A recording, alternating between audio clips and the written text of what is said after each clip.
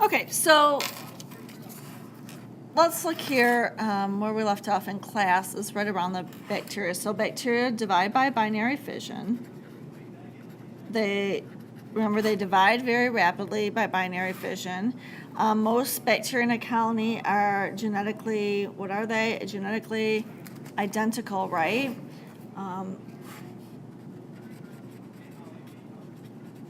But there can be mutations as well. All right, so in a colony, when you look down at a petri dish, remember you have colonies. Each colony represents millions of bacteria that each one is genetically identical. All the bacteria in this colony are genetically identical, all the bacteria in this one.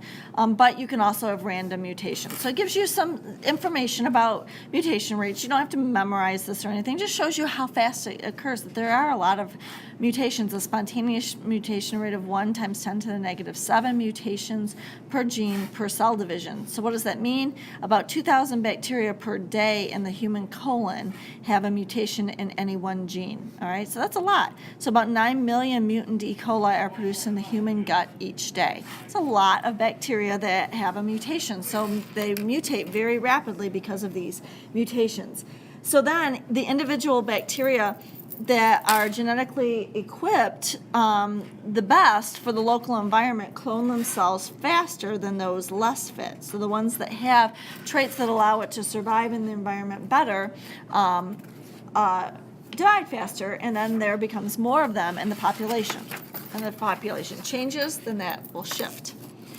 So genetic recombination produces new bacterial strains. Recombination is the combining of DNA from two individuals into a single genome. So remember that bacteria, when they reproduce, they're making clones of themselves, and so therefore there's no genetic differences from one to the next because they're just making exact clones of themselves. So the recombination allows for some genetic variation. So this recombination occurs through 3 processes: transformation, transduction, and conjugation. Let's look at transformation first. Uptake of foreign DNA from the environment.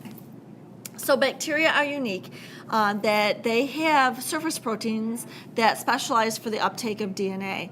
And so what that means is if you have your bacteria, and here's the chromosome, so that's its regular chromosome, and you put a foreign DNA, let's say a plasmid from another bacteria, let's say it's the R plasmid, since we've been talking about, let's call it the R plasmid, with the resistant gene. Let's see here, I'll get pink here, so here's the resistant gene in it. If you put it on the outside of a bacteria, that bacterial will naturally take in that foreign DNA, and therefore in this case here will have this R plasmid, which now this bacteria will totally change its phenotype and now be resistant to the antibiotic, ampicillin, or whatever it may be.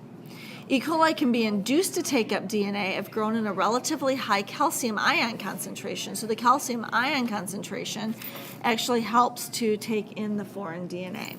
So we're going to be doing that in our lab, where we're going to put plasmids into a bacteria, and we're going to try and induce them and make that happen faster, so calcium ions help with that. Plasmids are often used in transformation experiments to move DNA with new traits into bacteria. So what we're basically going to do in our lab is, instead of the resistant gene, we're going to put in a jellyfish gene that makes it glow, and then in the plasmid, then the plasmid will be taken up by the bacteria, and then any bacteria that has that plasmid can make the protein that glows. All right, so that's how that works. Transduction is a phage. What is a phage? It's a virus that infects bacteria, right?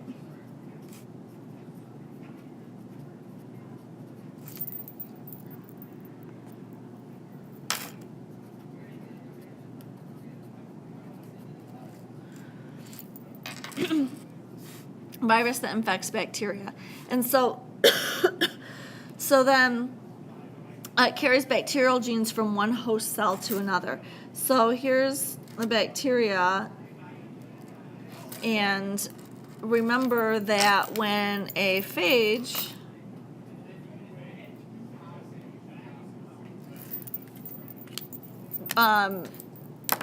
injects its DNA, remember, into the bacteria cell, it normally causes the DNA of the host cell to be broken up, right? And then the DNA is replicated and used to make new proteins, viral proteins. And so then eventually you get the bacteria cell lyses and new viruses. So here's the protein that the DNA makes. New viruses emerge. And the viruses go out and then can go and infect, that's the lysis of the cell, go and infect other cells. And the viruses are supposed to have their DNA that's made copies of in here and can go and infect other cells. The thing is that sometimes instead of the viral DNA being put in there, the host cell DNA gets put in there. So host cell DNA in virus. So now, guess what? When this virus goes to infect another cell, it inserts, instead of the viral DNA, another bacteria's DNA. And therefore, now that that bacteria has its own genes, but also genes from another bacteria. And that's called transduction. So maybe I'll draw that here. So now that host cell DNA and the virus, that virus goes and infects another cell. And when it does that, let's do here, virus infecting another cell. Instead of having the viral DNA, it has this bacteria's DNA. And now it's inserting that bacteria that bacterial's DNA into another bacteria. So this bacteria has its own DNA as well as another bacteria's DNA.